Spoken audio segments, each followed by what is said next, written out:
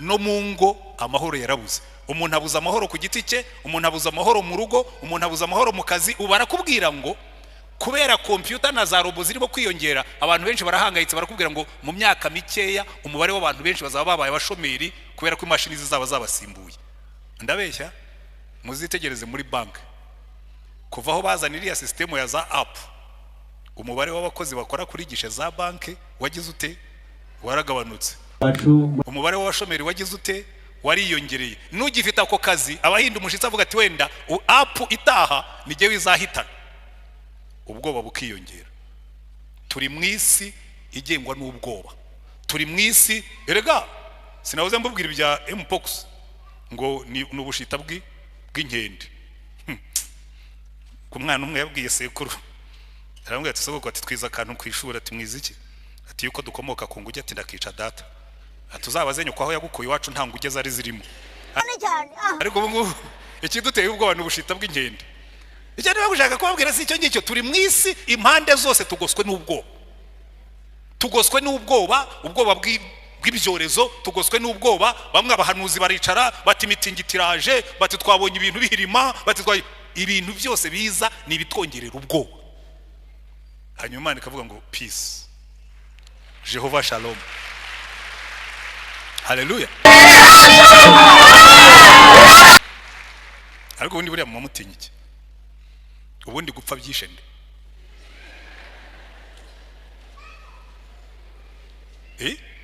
Je ikintu kintangaza nukuntu abantu batinya ikintu batagombye gutinya, kuko nta wuzi umunsi uzapfira, nta nubwo uzi kizakwica, kandi nupfa ntuzongera gupfa.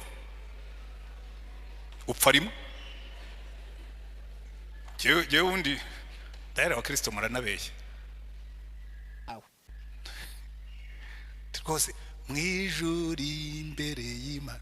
Yarangiza bamubwira ati ariko waje tukihuta ngo ya ngo ndaba ngenda buhoro nzaba ngerayo. Aze niba mwijuru ari heza kuki mutihutira kujyayo?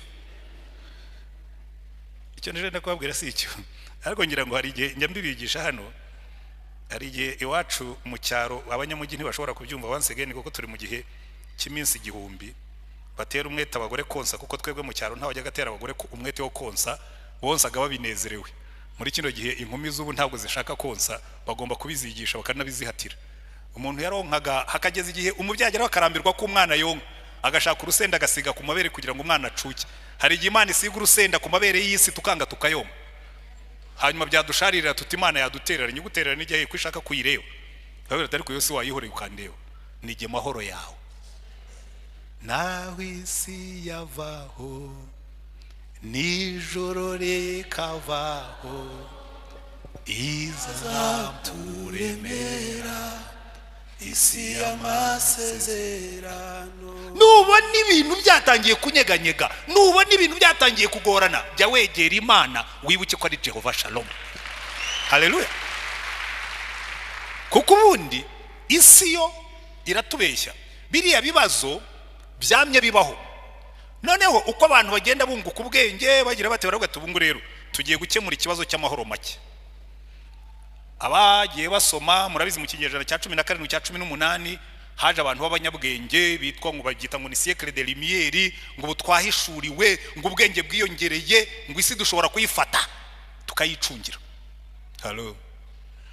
Haza bitwa ba Jacques Rousseau n'abandi banyabwenge nk'abo ngaba Descartes n'abandi baravuga ati buriya igituma abantu babura amahoro, uwabigisha bakamenya ubwenge bakava mu buswa, bakwiremera amahoro. Sha madiplome turiga, fata lisansi urazamuka ufata masters urazamuka ufata doctora, hanyuma ibipapuro maze kubigwiza usanga nta mahoro bitanga. Siko isi imeze.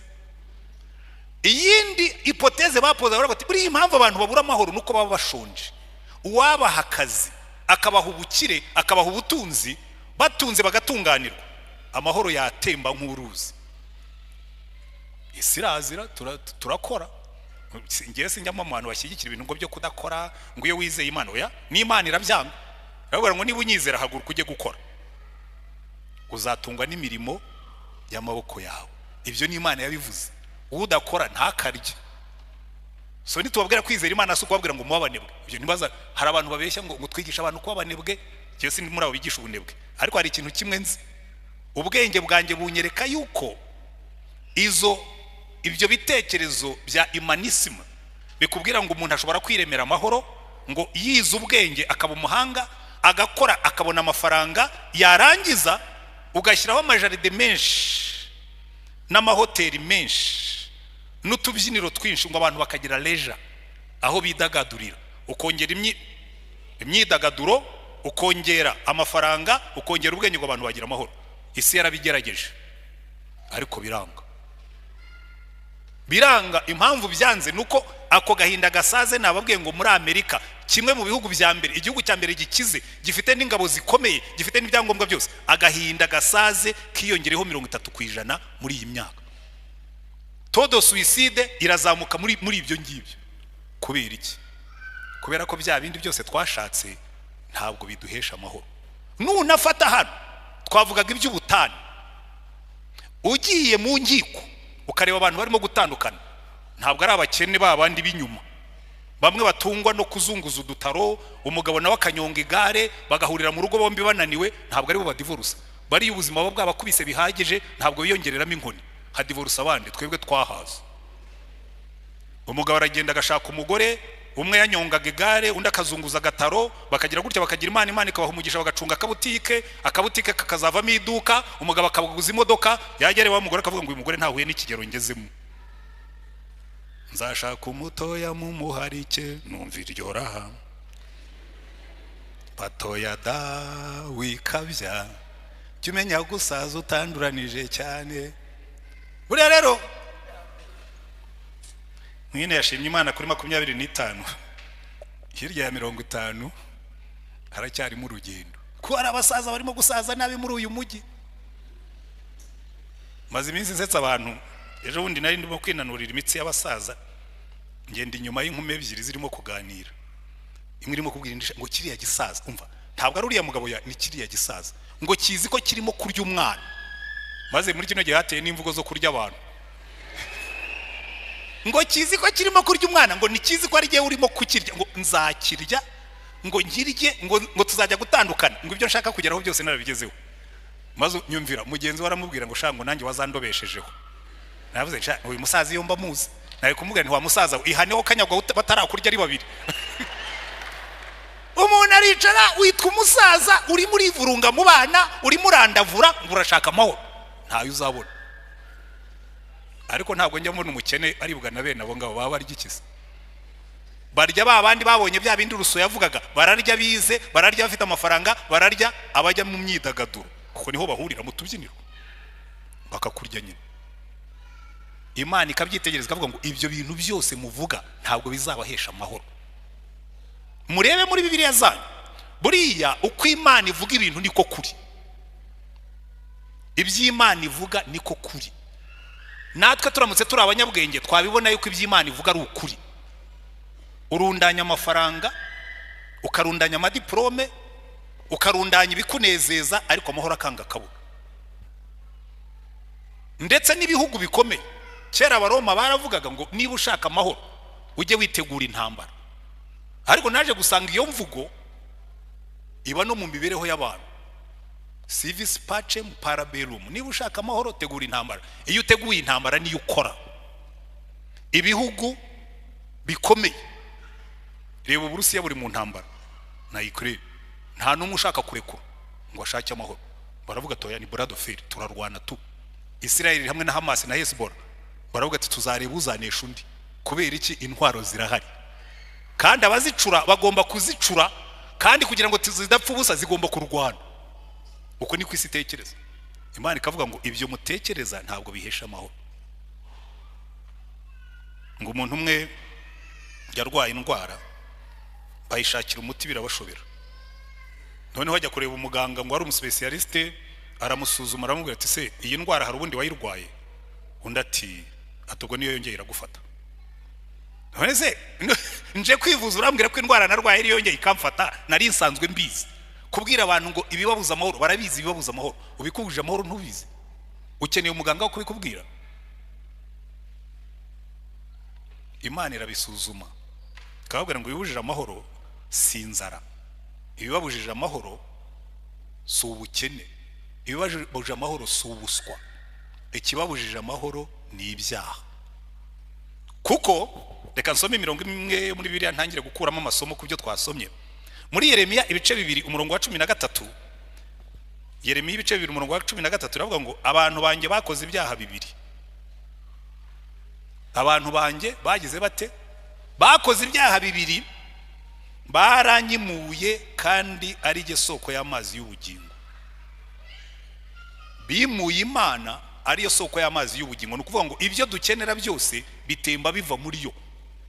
Baranyimuye ari je soko y'amazi y'ubugingo, ngo bakora iki? Bikorogoshorera ibitega mu rutare. So bari bafite source, isoko itemba, bakorogoshora sterine, bo bakatanga. Murabizi buryo itandukaniro ry'isoko na sterine. Sterine ugomba kuzishyiramo amazi, ntabwo sterine zibyarira amazi, ugomba kuzivomera. Buri umutima udafite Imana ukenera kuvomerwa kugira ngo unezererwe, ugashyiramo inzoga. Umutima ukakubwira uti sindahaga, ugashyiramo icupa rya kabiri, uti sindahaga, ugashyiramo irya gatatu, uti sindahaga, ugashyiramo irya kane, sindahaga, urimo uruzuza sterine. Hanyuma washyiramo irya gatanu, Satani akakwibutsa ko abapolisi bari ku muhanda, ariko nyiri bara akakubwira ati komeza umwenda gushakira umusari. Umusari akamuguha akakugeza mu rugo. Mu gitondo wabyuka ugasanga inyota yiyongereye, hangover, indarane, akakubwira ati subira ujye kongera umwe. Kuko sterine igomba kuvomererwa. Umunezero wa sterine ni umwanya muto, amazi urayakoresha iyo utinze. Mujya mubibona twebwe bafite amasterine, iyo wasaka itohereje amazi mu minsi 3 cyangwa 4 bitewe n'umubare w'abantu ufite mu rugo, sterine bayashizemo amazi, tukazamura urusaku. Kuko sterine ntigiye yikuriramo amazi. Imana iravuga ngo baranyimuye ari je soko y'amazi y'ubugingo, ngo bikorogoshorera ibiterine. None uretse no kuba ari na sterine, ngo zinatobotse zidashobora gufata amazi. Niyo mpamvu nywa, wamara kunywa bwacya mu gitondo hangover, ugasubira kunywa, ugashaka umugore mwiza. Uyu mugi rero urangora, uyu mugi shaka abagore beza. Nyiri pastori nicaraga hariya hejuru, umuntu akantelefona na pastor ko nifuza ko tuzabonana, ntuzaze ndahari. Nabona umugore yinjiye nkavuga ni Imana y'isi n'ijuru, umbabarira atabaje kumbwira yuko urugo rwe rurimo gucumba. Yatangira kuvuga pastor, umugabo wanjye, mutambwira ko guca inyuma. None nkavuze umuntu uca inyuma umugore usa gutya aba yagiye gushaka usa gute. Ariko ya sterine idafata amazi ntishobora kunezezwa n'umugore umwe niyo yaba mwiza. None Imana igahindukira kavuga ngo rega mwikwigora, mwaranyimuye mwicukurira ibitega bidashobora gufata amazi. Umunezero w'isi n'uwakanya gato, kandi umunezero w'isi uryo utarawugeramo. Iyo umaze kuwugeramo uzana inkurikizi z'ububihi. Ujye ubona abagabo nabyo telefone yanjye iri hariya, ubihakana aze kunsanga nitumara gukora amateraniro, ngewe mba mfite documentation. Umuntu akanyandikira akamubwira ati nyereka ndebera iby'umugabo wanjye abamo. Ati kandi ubu yarabizi ko ntabizi. Umva mwabagabo mwakwiza ubwenge. Ziriya telefone mwita ngo ni smartphone, haje abagore bari smarter. Uragenda ugasibuga wamara gusinzira akayiterura akinjiraho ibyo basibye bijya kubikwa, akabikurayo akabyiyoherereza. Yamara kubyiyoherereza ukicara uzi yuko nyine uri safe. Nta mahoro y'abanyabyaha niko Imana ivuga. Akazavuga ati ibyo ngibyo uhisha ndabifite, yabikwereka ukaba ngo wabikuye hehe.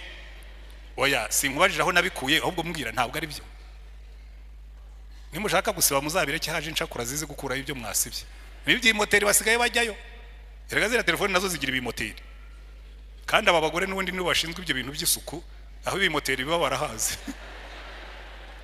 Mujya kwiga ibya IT se bo ntibagiye kwiga, n'abatabizi basaba bagenzi babo bakabigisha uko babishaka. Ariko Imana ikavuga ngo Yesaya 48 umurongo wa 22 ngo nta mahoro y'abanyabyaha niko Imana ivuga. Yesaya 57 kabisubiramo ngo rega ngo ndababwira ngo nta mahoro y'umunyabyaha niko Imana ivuga. Yesaya 59 kuva ku murongo wa 4 ikavuga ngo izi nzira mwafashe, inzira z'ibinyoma, inzira zo kubeshya beshya, inzira zo nta mahoro bitanga. Reka mbasomera ayo ngayo hanyuma nje kuri conclusion. Umva, nyamara burya Imana iratubwira nuko twanga kumva. Wicaye hano warabuza amahoro, uzi yuko uri smart, ntumenye ko isa ari smart. Yesaya 59 umurongo wa 4 baravuga ngo nta uregera gukiranuka, muzitegereza imanza zose haba harimo umuntu umwe urimo kuregera ibinyoma. Ntabwo abantu babiri bashobora kuburana ukuri.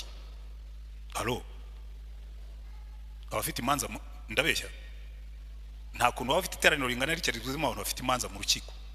Ntabwo abantu babiri bashobora kuburanira ukuri. Iyo abantu babiri bafite ukuri barakwikemurira. Iyi niba muri abavandimwe mufite imitungo mugomba kugabana, biroroshye cyane kwicara nk'abavandimwe ukamubwira utumva iyi nzu ni data wayidusigiye, reka twemeranye tuyikodeshe tujye tugabana amafaranga cyangwa tuyigurishe tugabane iyo twakuyemo, ariko nta muntu ujya uburana ukuri. Abantu baburana ibinyoma. Niyo mpamvu Imana ivuga ngo nta uregera gukiranuka, nta uburana iby'ukuri, ahubwo biringira ibitagira umumaro, bakavuga ibinyoma, basama inda zigomwa bakabyara gukiranirwa, baturaga amagi y'impiri bakaboha urutagangurwa, uriya amagi yabo arapfa. Hari abantu bagenda bakwirakwiza uriya amagi yabo arapfa, wamenya igihe agahukamo inciro. Yesaya yandikaga nk'umusizi, muze kwisigurira. Intagangurwa zabo ntizizaba imyambaro, ntibabasha kwiyorosa imirimo yabo. Ibyo bakora n'ibyo gukiranuka, bakoresha intoki zabo imirimo y'urugomo. Ibirenge byabo byirukira gukora ibibi, bihutira kuvusha amaraso y'abatacumuye bibwira ibyo gukiranirwa, aho bajya hose no gusenya no kurimbura. Inzira y'amahoro ntibayizi, kandi mu migendere yabo ntibagira imanza zitabera, biremeye inzira zigoramye, uzigendamo wese ntazamenya amahoro. Hari inzira tugendamo ukaba uzi ngo inzira z'ibinyoma, inzira zo kubeshya, inzira zo kugambana, inzira zo kugira nabi, nuzigendamo. Wazigendamo ku giti cyawe, wazigendamo mu rugo rwawe, wazigendamo mu kazi aho ukora, wazigendamo mu gihugu, izo nzira ntizitanga amahoro. Kuki sibura amahoro? Nuko abantu biremeye inzira zidatanga amahoro, akaba arizo bagendamo. Ariko naratangaye cyane, urebye imbaraga abantu ba Hamas bakoresheje kugira ngo bacukure amatuneli munsi y'ubutaka. Nariboje ariko abo bantu ibi bintu babicukuye imyaka ingahe? Igihugu cyose bacyuzuza imyobo bagaca munsi y'isi ngo bategura intambara. Ibyo murabyumva? Imana ikavuga ngo iyo urimo gucukura umwobo bene nk'uwo nguwo wo kuzagirira nawe undi muntu, nta mahoro uzamenya. Uzi impamvu? Ibyo ngibyo ni ka extreme wenda y'ibihugu, ariko n'umuntu uzi ko hari abantu bicara kuva ku wa mbere akaba arimo gutekereza ibibi, akicara apanga imipango y'uburyo azabeshyera uwo bakorana, akicara apanga imipango y'uburyo aziba amafaranga yaho akora, akicara apanga imipango y'uburyo azagambana. Imana ikavuga ngo niba ufite bene iyo mitekerereze ntuzigera umenya amahoro.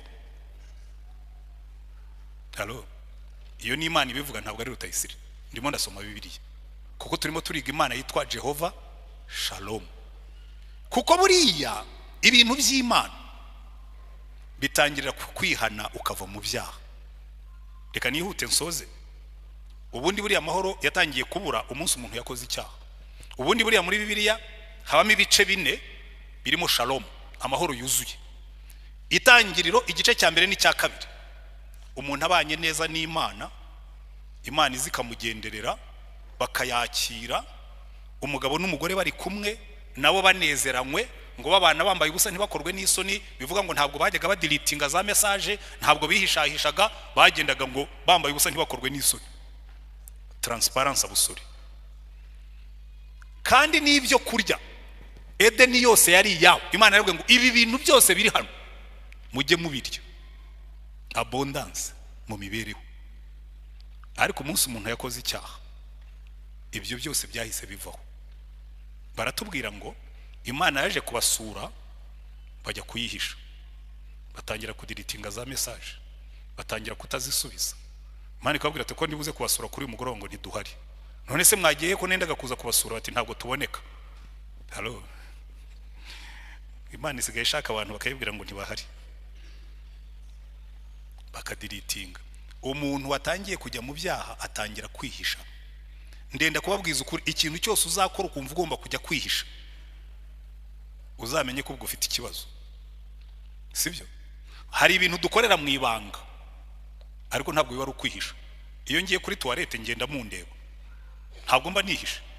Cyo nkora no gukinga urugi, ibyo nkora nkabikorera hirya y'urugi kuko ni ibintu ukora ariko nta bwoba mba afite yuko mumbona mvuyeyo. Ariko iyo ugiye gukora ibyaha unatinya ko wakubona ujyayo, ukanatinya ko wakubona ugaruka. Ibyo byitwa kwihisha. Byatangiye wa munsi umuntu akora icyaha. Bamaze kugera munsi y'igihuru, umugabo nawe ubwo arireba yumva afite isoni z'ukwasa ngo yiremere ibicocero. Imana iravuga ati ariko ibyo bicocero waremye bizuma, reka nkubwire ibicocero byose urema bizuma. Niyo mpamvu imaze kubacira urubanza ngo yishe inyamaswa ibambika uruhu rutuma ngo ruvunguke. Ariko bageze no munsi y'icyo gihuru batunga agatoki. Imana iramubwira ati Adamu, ntabwo wariye ku rubuto nakubujije, icyaha ntabwo ari jyewe n'uriya mugore. Aka gatoki murakazi? Ntabwo ari jyewe n'uriya mugore.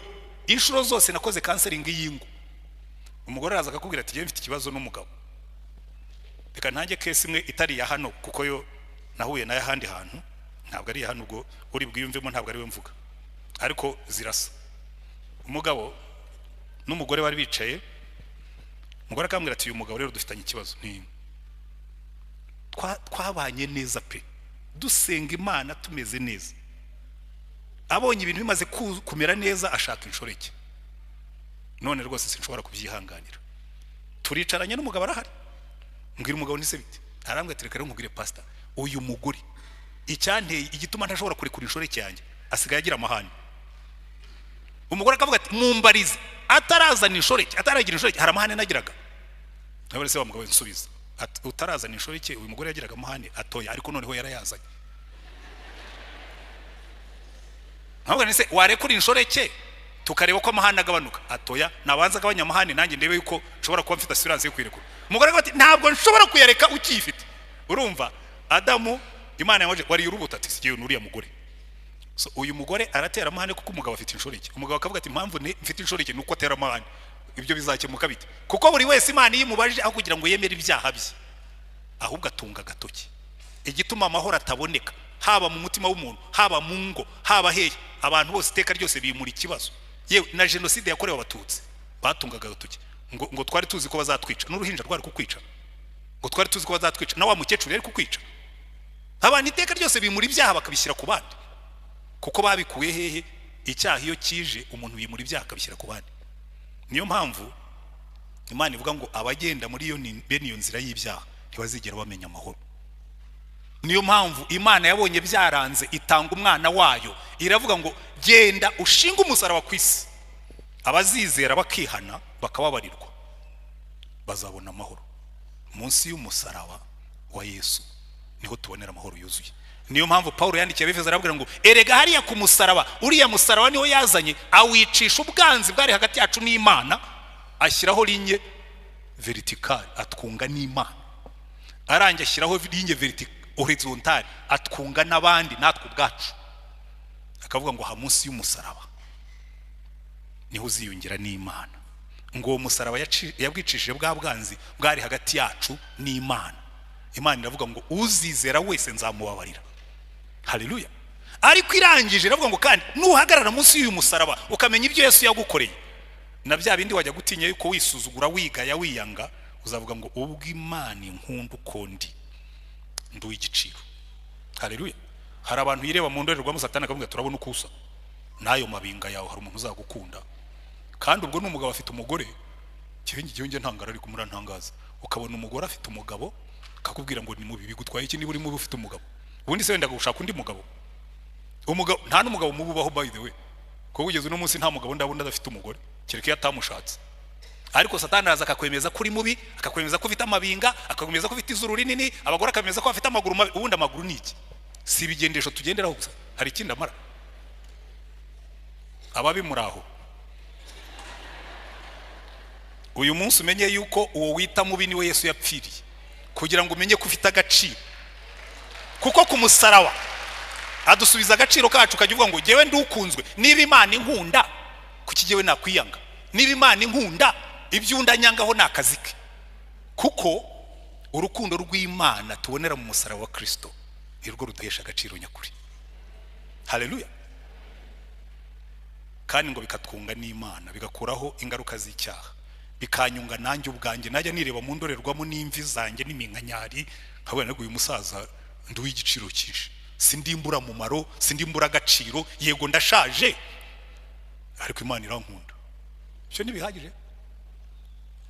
Ariko umuntu w'umusaza imvi zagutwara iki? Njya mbona bamwe batera kanta ngo base neza, ariko simbabujije kubikora. Kuba ntabikora ntibivuga ko ababikora hari icyaha baba bakoze, gusa ntuzagira isoni z'uko ushaje, kuko nubundi niyo watera kanta gatanu iminkanyari zaza, niyo wayikurura hazaza ibindi bikururuke, hazaza ibindi ugende ku mbago, hazaza ibindi bikwemeza ko ushaje. Jya wiyakira, ujye ubwira abantu tubona iki, kuva ndi mutoya Imana yarankunze, nubwo nshaje iracyankunze, yarampetse. Nkunda ikintu Imana ivugira ngo narabahetse mukiri mu nda, ngo nubu ndacyabahetse, ngo nzabaheka kugeza imvi z'uruyenzi, ngo nige wahetse kandi ndacyaheka. Amen. Uzi kugenda Imana yagushyize mu mugongo igenda ikubembereza, ihorere mwana wanjye. Kuko ku Mana ntitujya dukura, turakomeza tukaba abana bayo. By the way, nicyo kintu nabonye, burya abana ntibakuru iri umubyeyi.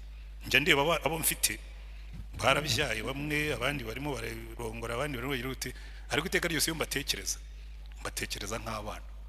Hariho n'ifoto yabo mfite hano kera bakiri batoya, kandi ko dadi kuki wagumanye iyo ngiyo, nuko niko mbabona. Nubwo mwakuze ariko ndacyabona muri iyi picture muracyari abana kuri iki. Ndacyabahangayikira, ndakibaza niba ingo zabo zizaba nziza, ndakibaza niba abuzukuru wanjye bazaba bakiranutse, ndakibaza niba ejo habo hazaba heza, kuko ndi umubyeyi. N'Imana ikavuga ngo narabahangayikiraga mukiri mu nda, ndabahangayikira n'uno munsi, muzarinda musaza nyibahangayikira, kuko ndi umubyeyi wanyu. Jehova Shalom, amahoro yacu. Wenda wicayemo hano uyu munsi uracyagendera mu byaha, wenda wicayemo hano uyu munsi uracyahangayikira ubuzima. Simbabuza gukora, ubuzima bwo tugomba kubukorera pe, tugashyiramo n'imbaraga. Nanjye nyishaje ndacyakora, se sinkibwiriza. Nzabire ku munsi nzaba ntashobora kujya mu ndege ngo bikunde, cyangwa kujya mu modoka, nabwo bazajya bansanga mu rugo. Nigeze gusanga umusaza mpyisi afite imyaka 102 yicaye nijoro saa 4 nijoro arimo kwandika, arambwira ati nubu ndacyahishurirwa. Nahoze Mana nanjye uzame guhishurirwa mfite imyaka 102 niba nzagezayo. Tuzagendana na Yesu turi bato, tugendane na Yesu turi amajigija, tugendane nawe turi abasaza, tugeze no muri rukukuri, kandi niturangiza nituva mu isi dusanjya dutegereje Jehova Shalom. Amahoro y'Imana bane namwe. Kadusenge Imana. Sinzi ikikubujije amahoro, wenda n'ibyaha byawe. Uyu munsi muri Yesu, mu musaraba wa Yesu, niho tubonera amahoro. Wenda no kubera ukuntu wibona, abantu barakubwiye ngo we nta nicyo uzimarira, nta nicyo uri cyo, ariko Imana ikakubwira ngo humura, ubwo nakuremye nturi ikigarasha, uri iturufu. Ntabwo Imana igiremo ibigarashire mu maturufu gusa. Kandi si ikibazo cy'ubukire cyangwa cy'ubukene, egera Imana yawe ibwire ngo Mana, ubwo wandemye ndi w'agaciro kandi hari aho njyanye. Haleluya. Na buriya bukene urimo izabugukuramo nuyemerera. Ujye wibaza ngo ariko kwankize ku isi wumvaga nzatungwa n'iki, nurangiza uhaguruke nk'inyoni ujye gushaka ibigutunga, ntukagume mu buriri. Haleluya. Ariko ugenda ufite amahoro, uvuga ngo hari ikintu kimwe nzi, ubwo Uwiteka mpetse mu mugongo nda amahoro. Wenda n'ibyaha byawe kubujije amahoro, kuko Imana yatubwiye ngo abagendera mu byaha ntibazabona amahoro. Urabundabunda, urahishahisha, uradiritinga, urabeshya beshya. Uyu ni umunsi wo kwinjira mu kuri, ko niho tubonera amahoro. Niba wumvise umwuka w'Imana hari icyo akubwira ngo uyu munsi niwo munsi wo guhinduka cyangwa guhindura ibintu, zamura ikiganza aho urubwira Imana ngo Mana mukiza, numvise ijwi ryawe ry'imbabazi rimpamagara ngo nozwe n'amaraso, wenditabye Yesu, ndaje mukiza, amaraso